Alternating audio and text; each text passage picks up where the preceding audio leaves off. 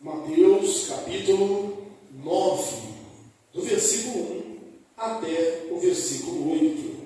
Eu vou ler, peço aos irmãos a gentileza de acompanharem. Enquanto lemos a palavra, o nosso coração deve estar disposto, devemos já estar falando como Samuel. Fala, Senhor, o teu servo ouve. Entrando Jesus num barco, passou para o outro lado e foi para a sua própria cidade. E eis que lhe trouxeram um paralítico deitado no leito. Vendo-lhes a fé, Jesus disse ao paralítico: tem bom ânimo, filho, estão perdoados os teus pecados. Mas alguns escribas diziam consigo: este blasfema. Jesus, porém, conhecendo os pensamentos, disse: por que cogitais o mal no vosso coração? Pois qual é mais fácil dizer? Dizer, estão perdoados os teus pecados? Ou dizer, levanta-te e anda? Ora, para que saibais que o Filho do Homem tem sobre a terra autoridade para perdoar pecados, disse então ao paralítico: levanta-te, toma o teu leito e vai para a tua casa. E levantando-se, partiu para a sua casa. Vendo isso, as multidões, possuídas de temor, glorificaram a Deus, que dera tal autoridade aos homens. Amém? Assentai-vos, irmãos. Este texto é mais uma história, uma narrativa de um encontro tremendo, de um encontro fascinante com o Senhor Jesus. Todos nós tivemos esse encontro, ou hoje, quem sabe, é o dia desse teu encontro com Jesus.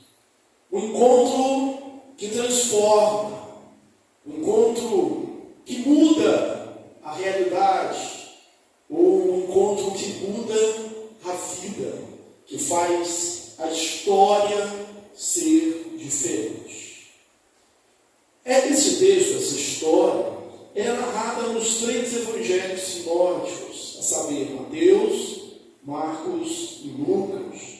E para que a gente possa esboçar o que aconteceu e trazer a palavra ao nosso coração hoje, nós vamos fazer uma harmonização, vamos tentar harmonizar os 3 evangelhos. Vamos usar a história dos 3 evangelhos.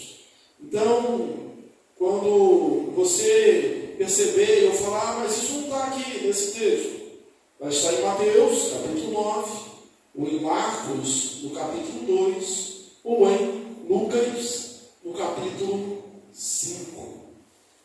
O evangelista Mateus, ele não se preocupa muito com a ordem cronológica dos fatos. Mateus, ele organiza o tema do seu evangelho de maneira mais metodológica, no sentido de ser temático. Ele procura organizar e levar o acontecimento a um clímax. É assim que ele trabalha. E aqui nós vemos que, do capítulo 5 ao capítulo 7, nós temos o sermão do monte, a ética do reino. No capítulo 8 e 9, nós temos a autoridade, o poder, a manifestação da glória do reino. E no capítulo 8 e 9, onde tem esses milagres, a gente vai ver uma progressão. Qual é essa progressão?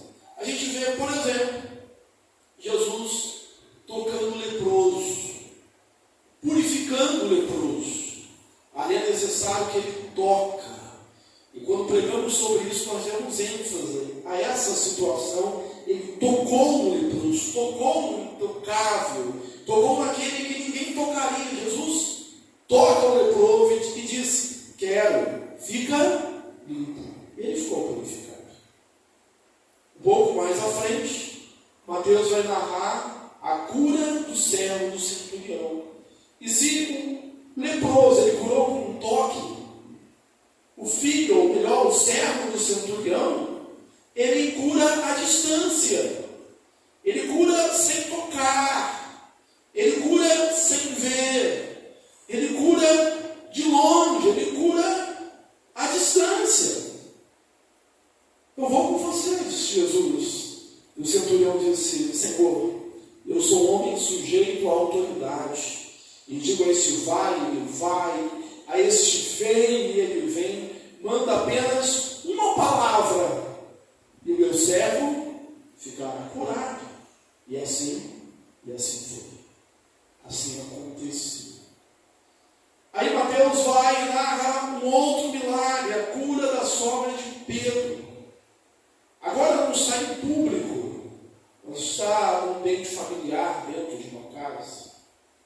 Ele não se preocupa apenas com as multidões, mas com aquilo que acontece dentro do nosso lar, na intimidade da nossa casa.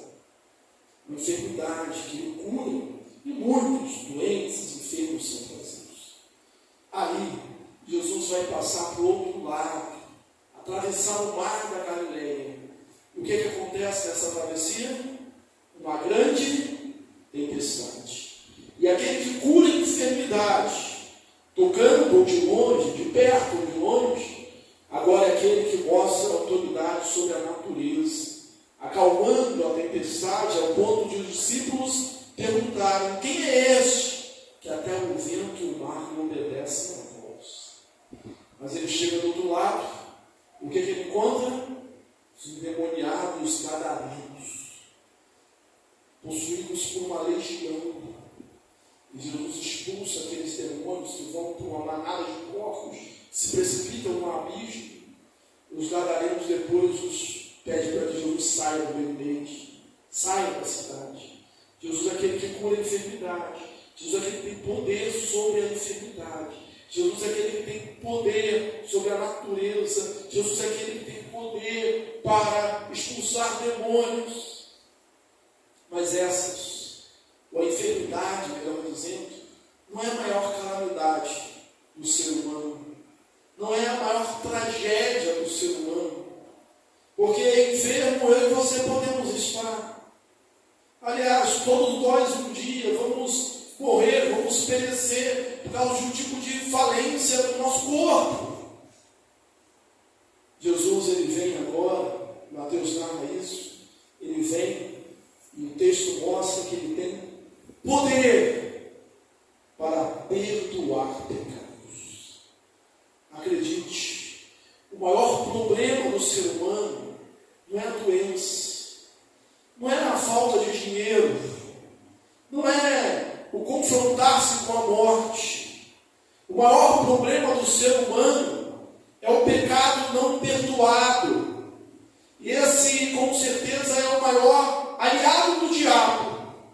O pecado não confessado, o pecado não perdoado. E aí, quando ele vem para Cafarnaum, a sua cidade, você lembra que Jesus nasceu em Belém? E ele passou a sua infância, mocidade em Nazaré. Ele era chamado de Nazareno.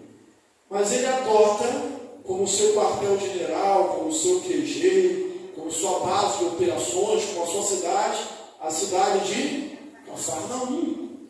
Ele volta para a sua cidade, ele está na sua casa. E o que ele está fazendo ali?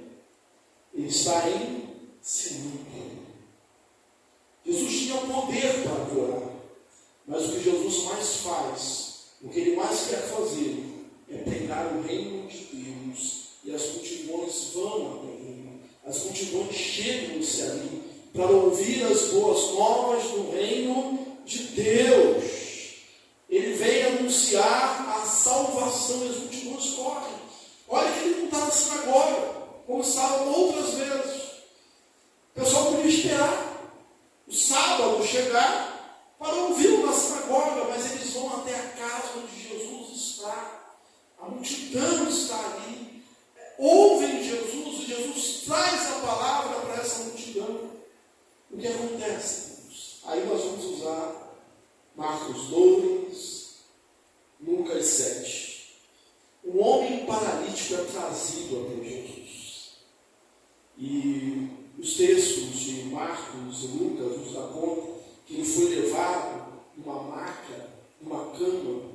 4 amigos. 4 amigos que o levam diante de Jesus. E quando eles chegam até o lugar onde Jesus está, o lugar está tomado, repleto de gente. Eles não conseguem passar. E aí alguém tem a ideia de subir no telhado, abrir o telhado, destelhar e fazer o paralítico descer por ali. E aí eu quero convidá-lo nesta noite a meditar sobre gente, sobre tipo de pessoas que vão ao encontro de Jesus. Aqueles que levam as pessoas a Jesus, que fazem o esforço, que se doam, que se gastam, que se dedicam, que se esmeram para levar alguém a Jesus. Gente que de outra forma não poderia ir até ele. Quando Jesus curou a sogra de Pedro, isso é dito também, que eles traziam muitos doentes. Gente que não podia caminhar com as suas próprias pernas para chegar até Jesus. Gente que de outra maneira não seria levada até Jesus. Não poderia estar diante do Mestre. E esses amigos, e a Bíblia diz que tem amigos mais chegados do que irmãos. Eles olham aquele homem. Eu não sei, a Bíblia não diz exatamente qual o estado dele. Ele sabe que é paralítico, que ele estava numa cama, mas não sabe se foi ele que pediu. Então assim, olha, me leve até Jesus, porque se eu pelo menos tocar nele, lembrando da mulher do fruto do sangue, vou ficar curado. Ou então, se ele estava na defensiva, me deixa aqui, me deixa no meu canto, eu não quero ser exposto, não quero ser levado a lugar nenhum, eu estou cansado desses tratamentos, eu estou cansado dessas promessas, me deixem aqui. E aqueles amigos não desistem dele. Será que você tem desistido com facilidade das pessoas? Será que você tem deixado o outro ali deitado na sua cama, na sua maca, entregue a sua própria sorte, a sua própria paralisia, a sua própria morte em vida? Ou você é aquele que insiste? E quando a gente carrega alguém até Jesus, a gente tem alguns desafios. Primeiro é o peso. Levar alguém numa cama não é uma tarefa fácil. O texto não diz quanto tempo esse pessoal caminhou levando o paralítico. Você sabe que quanto mais você anda com peso na mão, aquela bolsa do mercado que ela leva, ela vai começar a pesar. E até tem aqueles engraçadinhos que pode ser assim, né? Oh, deixa aqui, tá pesado, deixa aqui. Mas pesa. Carregar alguém pesa. E aí chegaram ali, as portas estão abertas, o caminho está convidativo, não tem uma multidão na frente. E talvez, se fosse eu e você, dizer, pronto, acabou, chega. Viraríamos para o paralítico, olharíamos para ele, para baixo, e então assim, você está de repente tentou, mas o que vai se fazer? Não vai. Dá licença. Alguém podia responder assim, eu cheguei primeiro, eu também quero ver, eu também quero ser tocado, eu também quero ser curado, eu também quero ouvir. Acorda mais cedo a próxima vez. Chega mais cedo. Ninguém abriu espaço. Mas aqueles homens carregam, não só o paralítico, eles carregam a marca também, que todos nós deveríamos carregar. A marca da perseverança, a marca da insistência, a característica daqueles que não desistem, daqueles que não largam mão do seu sonho, do seu projeto, da sua visão, diante do primeiro obstáculo, ou diante de uma multidão de obstáculos. Aqueles homens insistem. E eles têm uma característica a mais, que é bem-vinda. Eu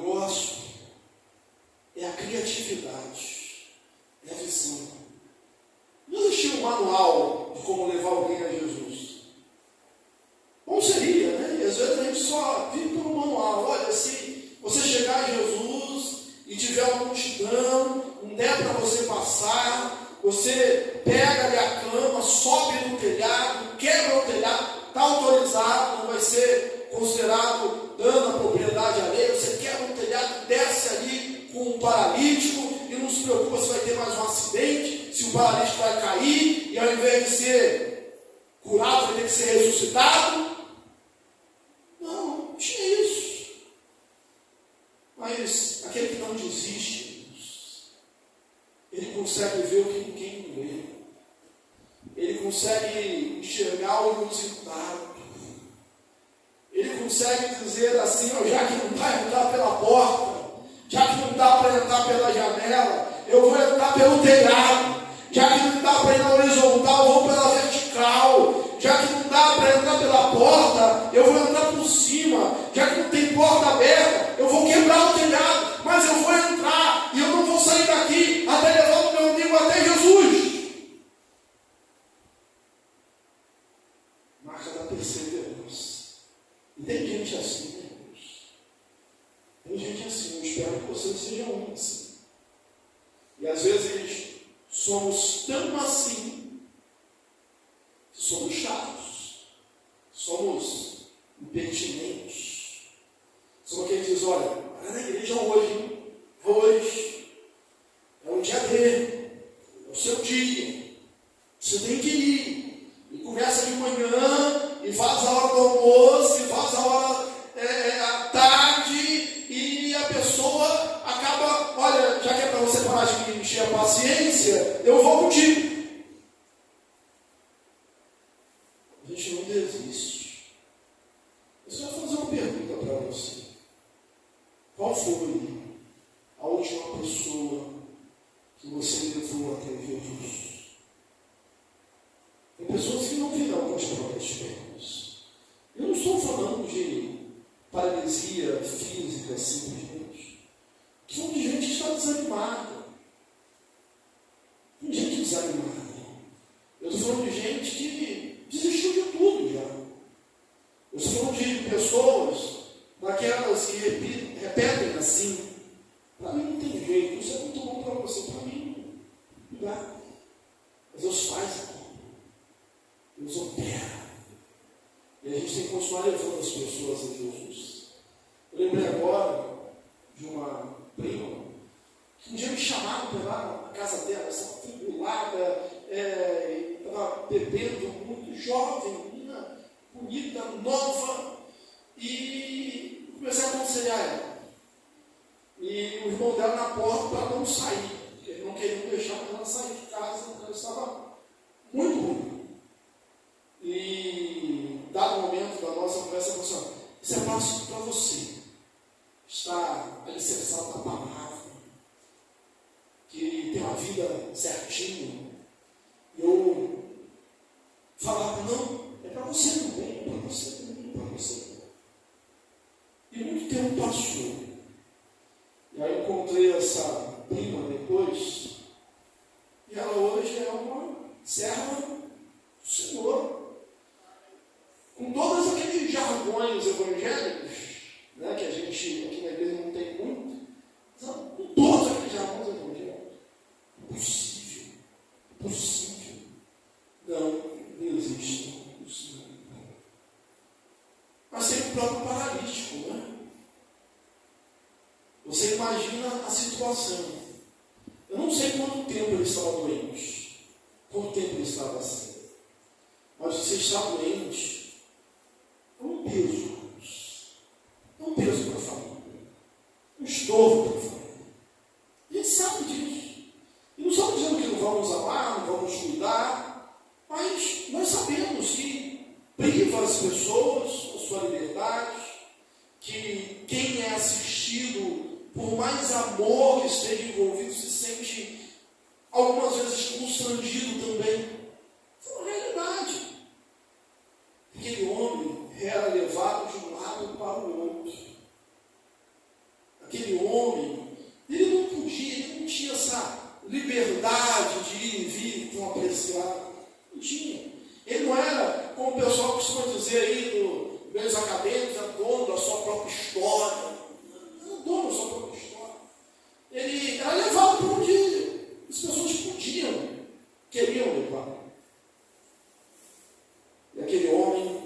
chega até Jesus. Eu não sei se ele era introvertido, extrovertido, mas quando você fica no meio assim, de muita gente, que você não conhece, e parou o sermão, parou o discurso, não tem como, né? Abriu o telhado, todo mundo ouviu o barulho. Desce aquele elevador de cordas do amor e da misericórdia de Deus, ele ali, todo amarrado talvez na maca para não cair, e todo mundo olhando para ele. Todo mundo sabia de uma coisa: o palestino, naqueles tempos, que algumas enfermidades que de fato eram consequências do pecado. Você deve lembrar que uma vez, quando diante de um cego de nascença, os discípulos perguntaram para Jesus: quem pecou? Este ou seus pais para que nascerem cegos? Porque essa é a ideia deles. E Jesus naquela ocasião respondeu: nem este nem os pais, mas para que ele se manifestasse a glória de Deus. E curou o cego. Aquele homem está ali. O que ele quer?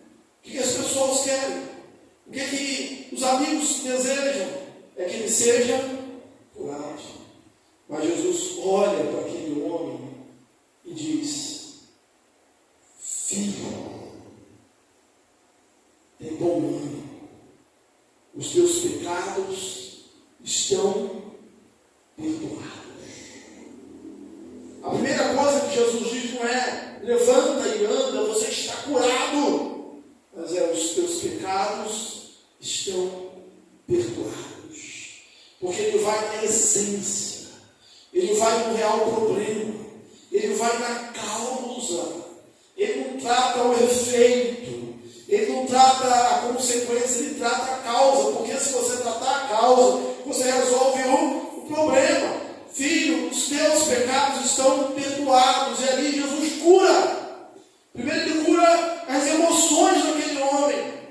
Filho, como é bom ser chamado assim. Eu não sei há quanto tempo aquele homem não ouvia isso. Filho. Você chama de filha porque eu sou pai. A expressão filho denota amor, denota carinho, denota cuidado, denota harmonia, denota aquilo que o ser humano precisa. É um abraço com palavras, filho. E depois ele disse o quê? Tem bom ânimo. Quando está doente e a doença se prolonga por algum tempo, não só a doença, mas um desemprego, uma crise de relacionamento, no começo a gente até aguenta bem, mas o tempo vai passando, nós vamos ficando sobrecarregados, nós vamos ficando tristes, nós vamos ficando deprimidos, nós vamos sendo tomados pelo desânimo. E tem gente que, na vida delas, o desânimo e a tristeza é pior do que a doença, é pior do que a enfermidade física. Certa feita, um tempo atrás, pouco tempo, o pastor estava conversando comigo que o outro colega foi afastado, precisou ser afastado do ministério, porque a esposa tinha sido diagnosticada com câncer. E aí estava atrapalhando muito ali o ministério dele. E aí passou-se algum tempo, fez-se um novo exame e viu-se que tinha havido um erro no diagnóstico. Não estava com câncer, estava com outra coisa, com outra enfermidade. Fácil de ser solucionado. Mas sabe o que aconteceu? A doença era fake, era de mentira. O diagnóstico era falso. Mas a depressão era de verdade. E a depressão ficou durante muito tempo. Às vezes a tristeza, o desânimo é pior do que a enfermidade. Por isso que Jesus fala para ele: filho, tem bom ânimo, se anima, seja forte, seja corajoso. Alguém já contou e disse que expressões como essas, similares, de ter bom ânimo, ser forte e corajoso, aparece 366 vezes na Bíblia. Porque Deus quer que você se anime. Então, por isso, ânimo, ânimo, ânimo, ânimo. E aí ele diz o que nós precisamos realmente ouvir: os teus pecados estão perdoados. Porque a pior coisa é que o pecado é, e nós hoje falamos isso na escola dominical, na meditação, respondendo a pergunta 14 do nosso breve catecismo de Westminster. O que é pecado? Pecado é qualquer falta de conformidade com a lei de Deus, ou qualquer transgressão dessa lei. Tiago, no capítulo 2, vai dizer que aquele que guarda toda a lei, mas tropeça num só ponto, é culpado de todos. Todos pecamos. Destituídos estamos à glória de Deus. Diz que aquele que deve, Tiago ainda vai dizer que aquele que sabe que deve fazer o bem e não faz, isso está pecando. João, primeira epístola, vai nos ensinar: todo aquele que pratica o pecado também transgride a lei, porque o pecado é a transgressão da lei. Sabe o que o pecado é? O pecado é separação. Você lembra de Isaías 59, versículo 2? As mãos do Senhor não estão encolhidas para que não possa ouvir. Os seus ouvidos não estão surdos para que não possam ouvir. Mas as vossas iniquidades fazem separação entre nós e nosso Deus. Pior problema do ser humano é o afastamento de Deus. É que estava sendo curado. Filho, os teus pecados estão perdoados. E aí, o quarto grupo, ele é curado, né? Jesus disse: os teus pecados são perdoados, levanta-te, anda. Nós quero falar de um outro grupo, um terceiro grupo. Era daqueles escribas e fariseus, gente que chegou cedo, gente que não precisou enfrentar a multidão, gente organizada, gente que estava ali para ouvir Jesus, que estava ali, foram com as suas próprias pernas, ninguém precisou levar, ninguém precisou carregar, que estavam ali com o corpo, com a cabeça, mas tinham deixado o coração em casa. Tinham deixado o coração, talvez dentro do armário, preso. Que estava ali com outro objetivo, que era pegar Jesus em palavras. Quem sabe hoje ele vai falar uma heresia, vai dizer uma blasfêmia. E aí Jesus fala, né? A cabeça deles, porque Jesus diz: os seus pecados estão perdoados. E aí no coração deles, o que eles dizem? O que esse homem está falando? Só Deus pode perdoar pecados. Isso é blasfêmia. Em parte eles estavam certos. Eles não estavam de todo errados. Quem é que pode perdoar pecados? Pastor? O conselho? A igreja? Alguma autoridade religiosa de qualquer credo que possa existir? Não, ninguém pode perdoar pecados. Só quem perdoa pecados é Deus. E Isaías 43, 25 diz assim: eu mesmo. Não estou repetindo um texto, está escrito assim: eu mesmo. É para dar ênfase. Eu mesmo, Deus falando. Eu mesmo sou aquele que apago as tuas iniquidades e dos teus pecados não me lembro. Deus é o Deus que perdoa pecados. Então, só Deus pode perdoar pecados. Então, se Jesus não fosse Deus, ele não poderia perdoar pecados. Mas essa realidade, eles não queriam reconhecer. Eles estavam cegos para isso. Eles estavam cegos para a realidade. Ali estava Jesus, o Filho de Deus, o Verbo encarnado, como Jesus mesmo se intitula várias vezes no Evangelho. O Filho do Homem estava ali. Deus estava ali. O Messias que eles tanto esperavam, pregavam, ensinavam, estavam ali. E eles não reconheciam. Isso eles não estavam dispostos a aceitar. E aí Jesus, que é Deus, ele prova que é. Primeiro conhecendo o coração, né? Senhor, tu me sondas, me conheces, Salmo 139, sabes quando me assento, quando me levanto, de longe penetra todos os meus pensamentos.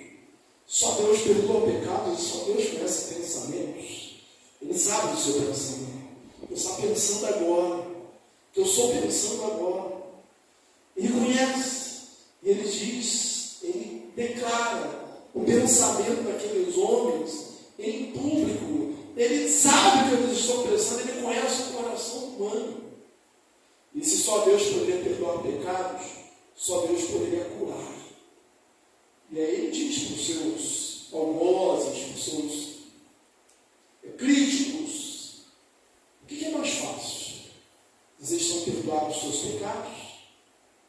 Ou levanta-te e anda? Porque ele podia ser um charlatão. Perdoar pecados é algo que não dá para ver. Os seus pecados são perdoados. Aí, apareceu um termômetro ali, para dizer que o nível de pecado baixou. Apareceu, ele foi com uma cor diferente. Não dá, está dentro da gente, não dá para saber. Talvez os fariseus, os escribas, estivessem dizendo, pensando assim, mas isso aí é fácil dizer.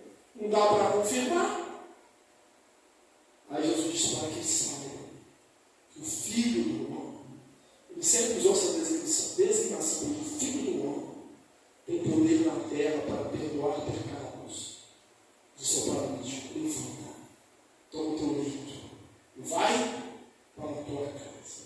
Jesus, ele faz um milagre menor, que é curar o paralítico, para mostrar o milagre maior, que é perdoar pecados. Na verdade, ele veio para isso.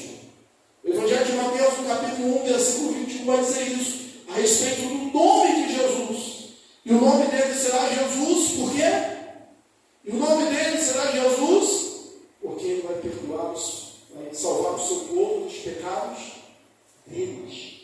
Jesus veio para perdoar, para salvar os pecados. E aí, a cura que já tinha existido na alma, para provar que aquilo já tinha sido concretizado, Jesus cura também o homem exterior, para mostrar que o homem interior está restaurado. Levanta, toma o teu leito e anda. Ele chegou ali carregado, agora ele sai carregando. Ele chegou ali sendo levado, agora ele sai levando. E Jesus não diz, fica comigo, para mostrá-lo como um troféu dos seus milagres. Ele falou, vai para a tua casa, lá que cuidaram de você, agora você vai lá e cuida deles. Agora você mostra o que Deus fez na sua vida. E na verdade, Jesus fez isso algumas outras vezes, como na cura do endemoniado, da libertação do processo do endemoniado gadareno, de Gadara. Ele vai para a tua casa e conta o que Deus fez por você. Porque é a nossa casa onde a gente professa de maneira mais real aquilo que nós cremos, que nós somos mais transparentes. Nosso primeiro campo missionário é a nossa casa. E depois as pessoas fizeram o quê? Deram glórias a Deus. Glorificaram Deus. Ficaram admirados. Hoje vivemos um fato inédito, um fato portentoso aconteceu no nosso meio. Hoje, de fato, vimos milagres e glorificamos ao amor a Deus. É isso que nós precisamos fazer. Mas com toda a alma, com todo o coração. Porque a princípio parece que aquilo foi muito bom, eu acredito que foi. Todo mundo glorificando a Deus. Nós falamos aqui no início que Cafarnaum era a cidade de Jesus, quartel-general de Jesus.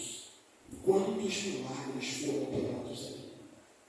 Mas sabe o que Jesus disse em Cafarnaum?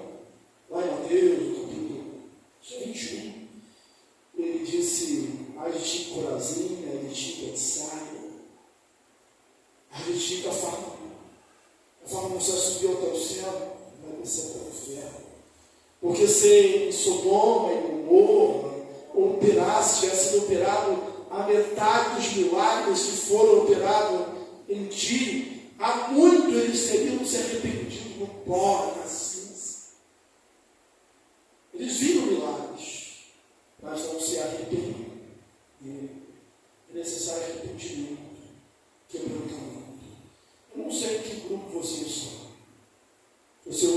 trazido aqui por alguma coisa, carregado, não como aquele paralítico numa maca, mas carregado por alguma coisa externa. Mas o fato é que você está na presença de Jesus. Na presença de Jesus o milagre acontece. Na presença de Jesus a obra é feita. Na presença de Jesus a transformação. E você pode ouvir dele, na minha boca. O homem não pode fazer isso. Mas dizer, filho, os teus pecados são perdoados.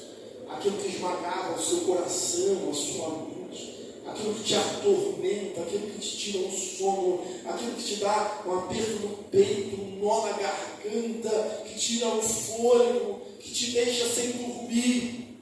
Os seus pecados estão perdoados pelo poder que há no sangue de Jesus.